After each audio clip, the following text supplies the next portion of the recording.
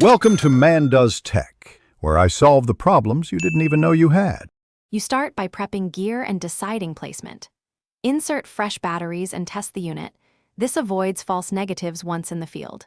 Place the sensor where the ghost must pass, doors, corridors, or stairways, because you want movement triggers, not ambient clutter.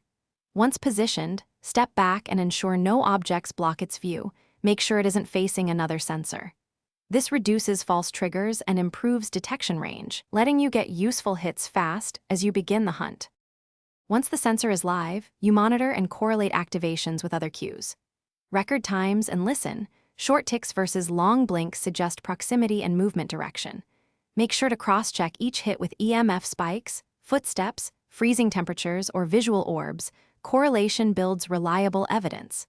If activations cluster in a specific minute window, mark that zone and tighten your search.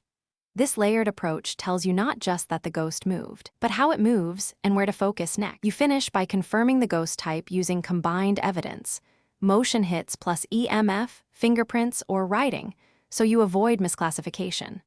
Once confirmed, collect the sensor from a safe vantage.